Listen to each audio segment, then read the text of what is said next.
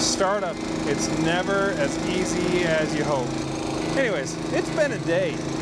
We originally thought we'd get started around noon, and let's see what time we're here. 3 o'clock, it's 3 o'clock. 4 hours late, but it is what it is. That's farming. There's always something going on.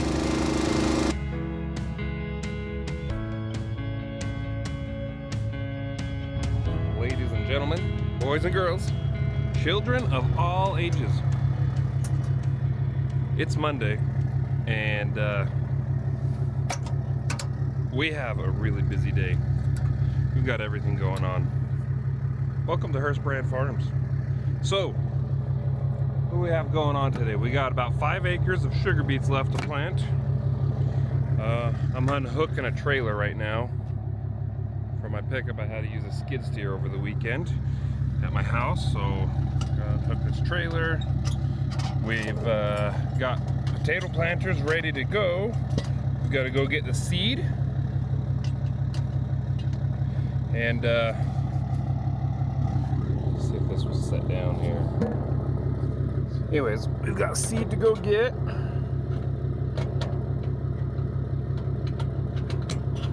We're gonna start planting potatoes. Water needs to be turned on sooner than later. It's dry, we've had wind. And what else we got going on? The wheat needs sprayed. It's gonna be a busy week.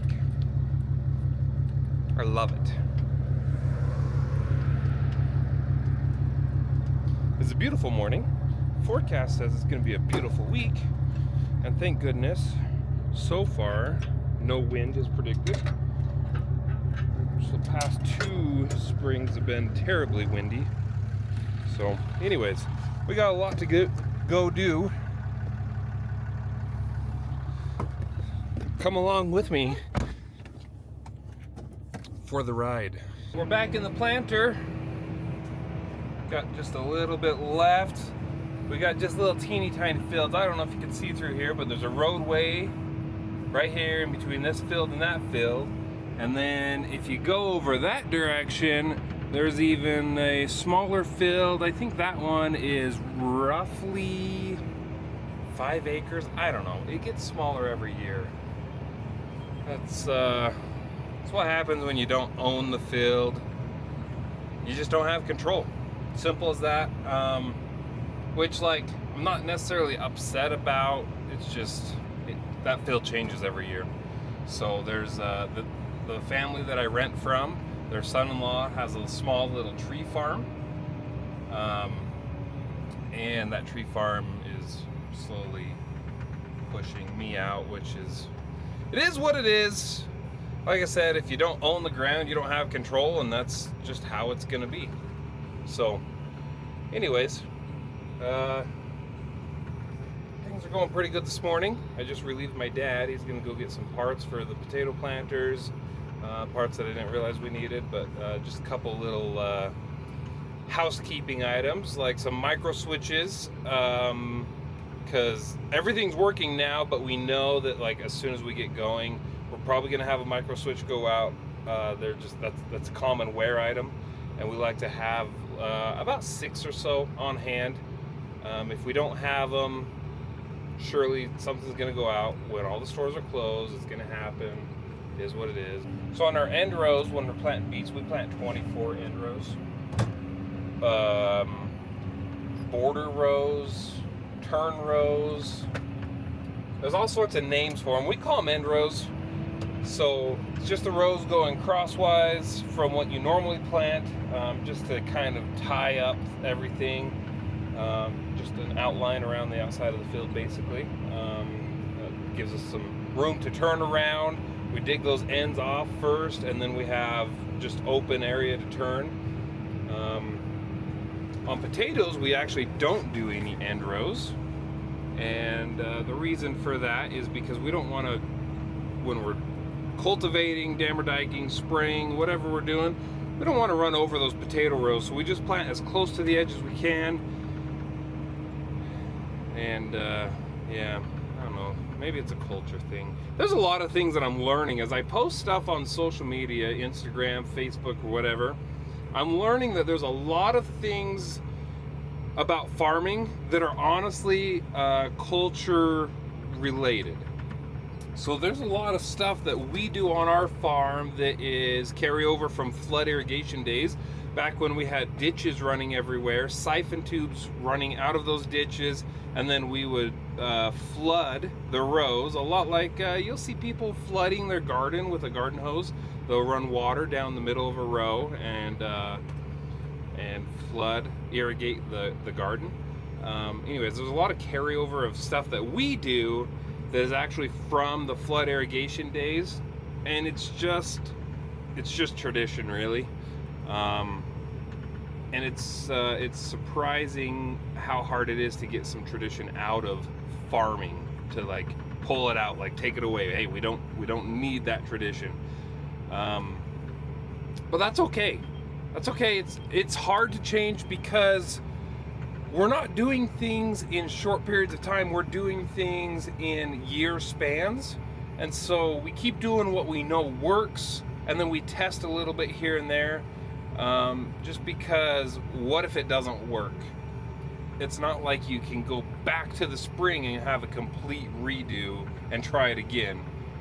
It's an all or nothing situation with farming typically. So I blame that as the reason why farmers are very traditional and slower to change. And maybe you guys might think otherwise, but that's my personal opinion, because that's what makes sense in my head. Finally, we are done planting sugar beets. We finished on this little 5-acre field here, which is so much fun. I love turning around so many times for little fields. Here on Hearst Brand Farms, we will farm anybody's garden. You know, I've seen on the internet, some people, they say, yeah, we won't even look at renting a field unless it's a full section or at least a half section or whatever. Yeah, it's amazing how many small fields we have. We have a 4-acre field. We have this little 5-acre field. Now the 5-acre field is on a combined pump system, so technically by name we call it the same as the other fields, and it's 25 acres total. But as far as like an individual field that we have to leave one field and come to this one, it's only 5 acres. And then we have another 3-acre field, couple 4-acre fields. We have a handful of 13-acre fields. For whatever reason, 13 seems to be the magic number there. So yeah, lots of small fields. Just, it is what it is. All right, I got to go through this little teeny tiny gate, which I don't think is even 20 feet wide, and try to get through with a 25-foot wide planter. I made it through earlier, but we did a lot of shimmying and moving around, so we'll see what we can do. All right, I can't hold the camera and do this at the same time. Wish me luck. So the beets are planted, and potato planter, this one's set up, ready to go. We've changed our spacing because we're doing Norcotas, which is different than the Burbanks. We got to have a tighter spacing, but this planter here, we're waiting on sprockets. For some reason we don't have extra sprockets. Well, we've never changed our spacing, so we don't have extra sprockets for that. And the sprockets go in that little box.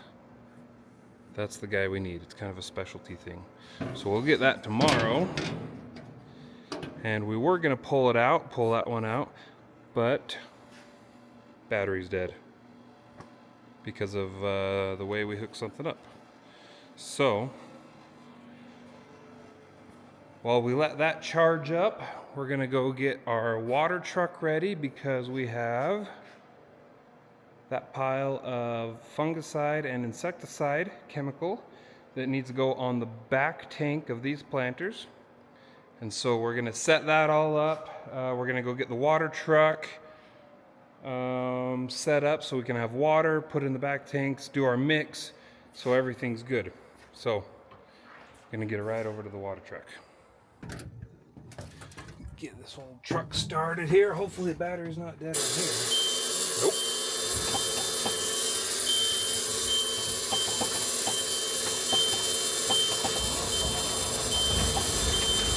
Oh yeah. Got a nice low air pressure buzzer in it.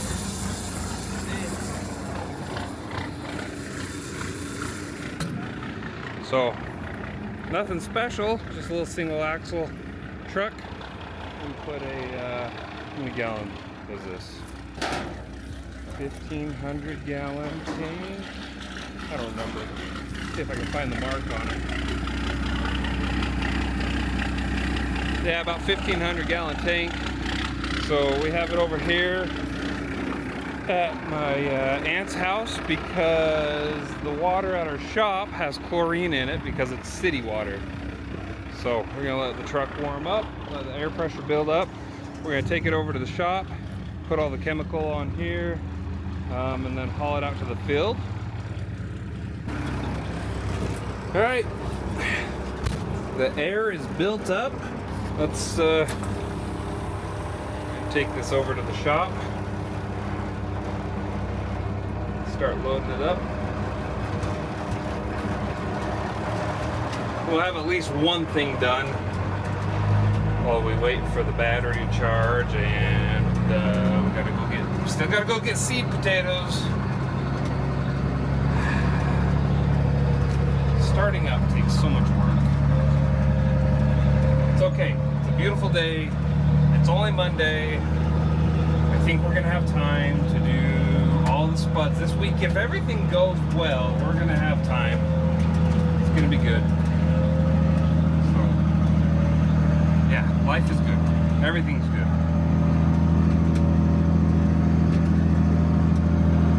Just feel really behind. Even though we're not. We're about a week ahead of where we were last year. We're doing good. Got good weather. Could use some rain, but we're doing good. This truck doesn't have any power steering. Good thing it's short. I don't know if you can tell. And we straight pipe this truck too. Just for kicks and giggles, because we can. Is the tractor gonna start? It's only been about 30 minutes. No go. Just gotta go find a 2-inch hose. We got a little stash of them over here, so we can put on the spout or the outlet of that tank. And then we actually don't need a pump for this.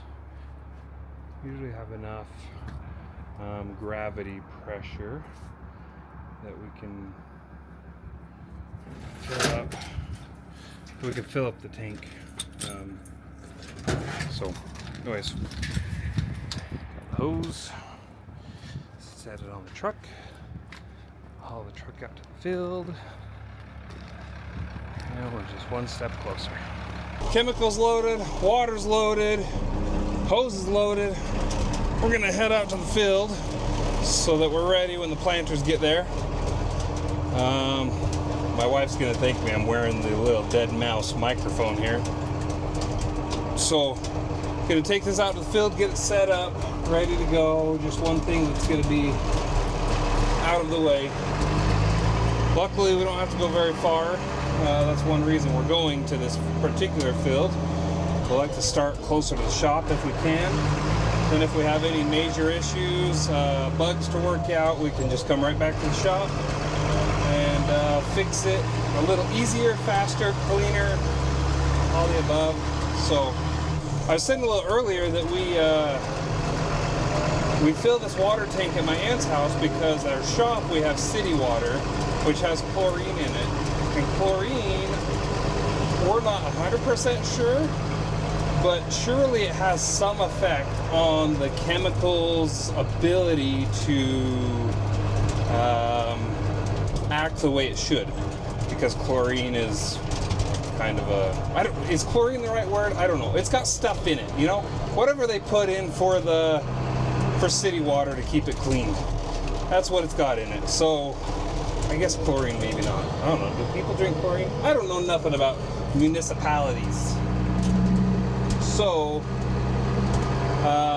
anyways, we use well water so that we just don't have those whatever additives and things like that might be in the city water. We have noticed a difference when we use well water versus city water. Spraying our wheat, it used to get pretty yellow whenever we would spray it. We don't have a cap on our tank, so it's spraying water going over the railroad tracks. So, anyway, we've stopped using city water where we can. And it works out really well for us. We can visually see a difference, and I'm sure it's helping. I'm sure whatever's in there affected the effectiveness. I don't know English, but you know what I mean. So, had an effect on it. We got a ride, heading back to the shop. Get with the old Sean for the ride. Oh yeah, spilled a little water. That's okay. Back in the shop, going to see if that tractor will start. While we're waiting for that, let me just show you a rough idea of how a potato planter works.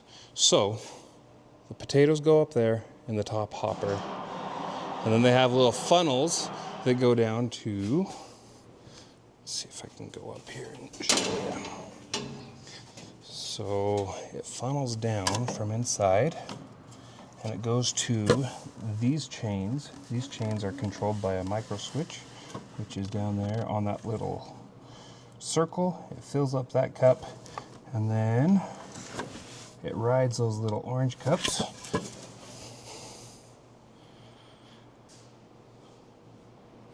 up and over, and then it drops down into here, and that's how we get our seed spacing. And then from there, down the ladder, it drops right behind this. This is called the shoe. That opens up the row, drops the seed behind it, and then there's discs back there and a shank with a shovel on the end of the shank, and that covers the row back up. Another thing about these planters is they are all ground driven from that tire. And then also we have spray nozzles going on top of the seed. That's what this pump and everything's for. Those spray nozzles are spraying our fungicide and insecticide that will come from this tank. And then on both sides of the row, there's little hoses. These ones right here. So the spray nozzle's right in the middle, and then these hoses, they straddle the row. There's two, one on each side, and they're dumping liquid fertilizer right next to the potato seed. We've had typical startup problems. The pump here was seized up. YouTube. So the pump here was seized up, had a rock or dirt or piece of metal inside the pump. We pulled it all off, cleaned it out, turned it. I think it will work now. But we've got another pump coming on the way because having a spare is always a good thing, because they tend to go out on Saturday afternoons right before you finish a field. Got this tractor out here. It's still running, so they'll charge the battery. We figured out why we're draining the battery, and it has to do with a direct battery plug-in that we have that's running the sensors on the planter. So it's still running, charging the battery. It's not hurting anything. Anyways, hopefully here in the next hour, I mean, we've been at this for a couple hours, but hopefully we'll get going soon. We got the pump put back together. That's the fertilizer pump up on that front tank. That tank is from the early 90s. We've just kept it in a shed. its whole life, and it's lasted this long. Open up the valve here underneath. Can get water to the pump.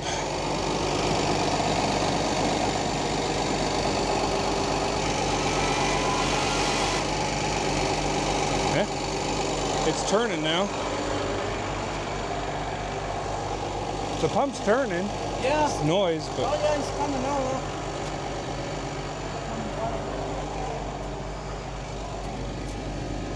Oh yeah, that's a good sign. So that hydraulic pump runs fertilizer through the 2 lines. Right now we're just running water to test it, make sure it works. There we go. We're going to check, make sure every line is open, not plugged up. Check our pressures. And that's how fertilizer works on here. We go out to the field. Miguel's going to run that planter until we can get some sprockets for the other planter. And then I'm going to show him, get the mix for our chemical in the back, right? And then we got to get the fertilizer trailer there. Fill up the front tank with fertilizer. Then go to lunch. Then we'll come back and be on Zoom. We finally got the fertilizer tank here. We got it hooked up to the old 1066.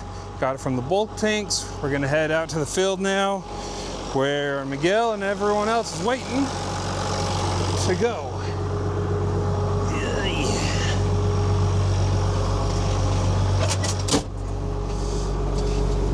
All right, these old tractors, they take too many hands to run, so I gotta put the camera down. Down here to the field, hooking up the tank. Let's get the little motor here going.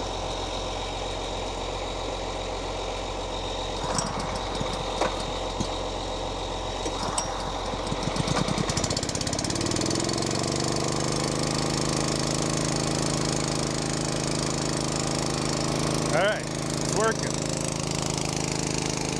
This is a fancy valve setup. These are 90-degree valves rather than just straight through. Never ran a tank like this before. Anyways, looks like it's working.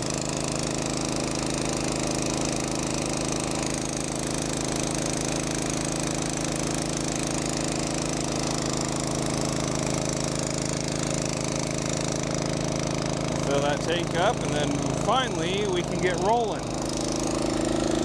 Finally. Man, this has been a slow process today. And we waited for the fertilizer. We've waited for getting the pump going on the fertilizer pump on the tractor. Startup, it's never as easy as you hope. Oh, and while we're at it, our conveyor belt that we use to load the potatoes into the planter, we found a couple things that are wrong with that. And our original truck that we wanted to start with, we had it rebuilt by Spudnik company, and they took our quick couplers off that we used to hook up to power our seed belt, our seed piler. So anyways, it's been a day. We originally thought we'd get started around noon, and let's see what time we're here. 3 o'clock, it's 3 o'clock. 4 hours late, but it is what it is. That's farming. There's always something going on. So anyways, we'll get rolling. Oh yeah, what a day. All right, well, we finally have the planter running, so we're gonna come out here. This field, a little more trashy than I thought as far as corn stubble, but that's okay. That's good. Organic matter, right? Anyways, we're gonna come out here a little ways. We're gonna do a little digging to see what we come up with on seed spacing. So every fourth round that we make on this particular field, depends on the length of the field, but on this particular field, every fourth round, he's gonna come back and we're gonna come over here to our truck full of seed potatoes. And we use this piler here, which is a homemade piler. The neighbor made it when he was growing spuds, and he made it so well that we're able to buy it, and we've used it for the past 15 years, maybe more, probably more. Used it for a long time.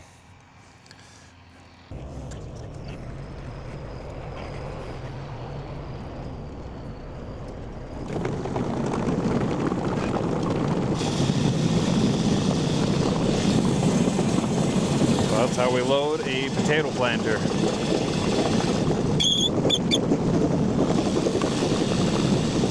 So for our setup, we're plumbed directly into the truck's PTO, and then it runs all the hydraulics and everything we need to do on the belt here. Makes it pretty easy to transport. You don't have to carry anything extra. We'll get this filled up and keep on going. Oh, yeah. What a day. All right, we're switching gears a little bit. We're gonna get into the Challenger tractor. And we're gonna hook up the grain drill. We're gonna go plant where the trench was for the pivot, the trench that I was digging. They've got pipe stabbed in there.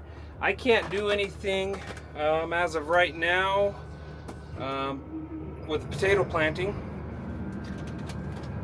I'm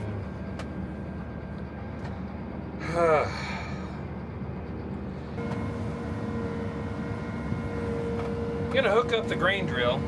Hopefully there's a hitch pin on this tractor. There should be, but whoever put it away didn't put it away right and put the hitch pin back where it belongs. Everything in its place and a place for everything, but only certain people that applies to, apparently. So we're gonna hook up the grain drill. We're gonna plant. I'm saying it again. We're gonna plant where the trenches were for the pivot. The pivots aren't here yet. They were supposed to be here last week. We need some rain.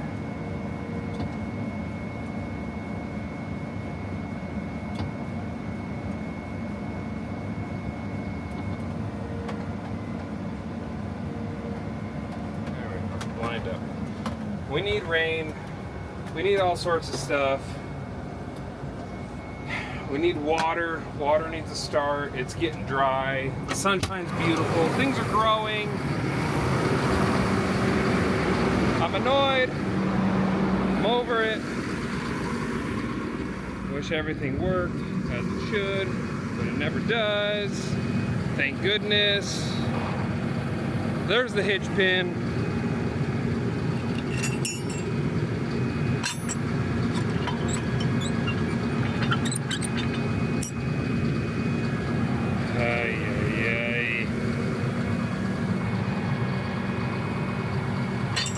Okay.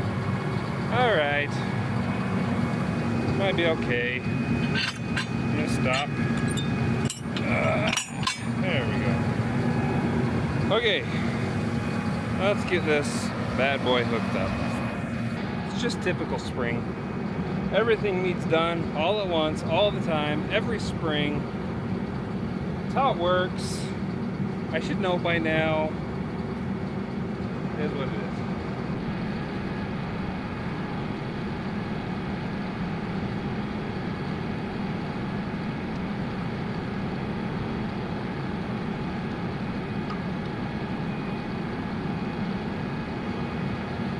I don't know why this is left here. I do know that I don't like it.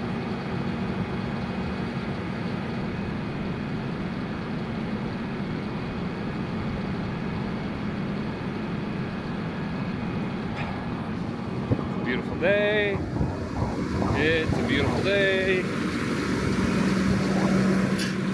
It's a beautiful beautiful day.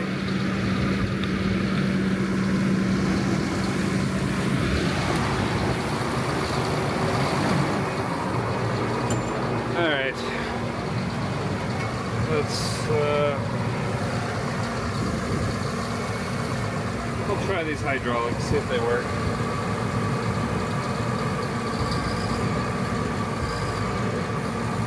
Number one's backwards.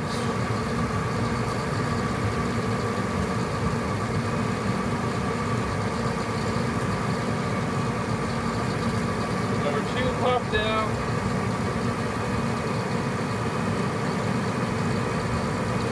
I think number three popped out. We'll redo them again.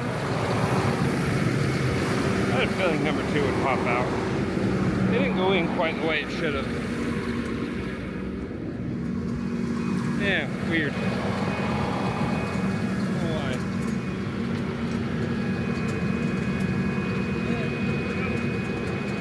Staying there.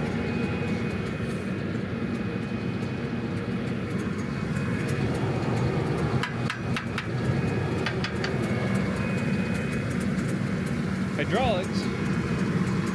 Well, FYI. Yeah. That's what it is. For your information, hydraulics can be very scary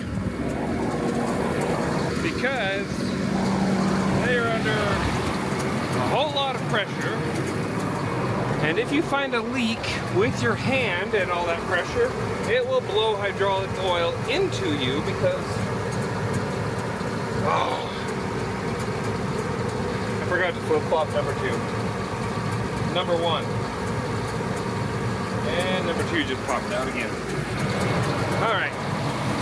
Hey, thanks for watching.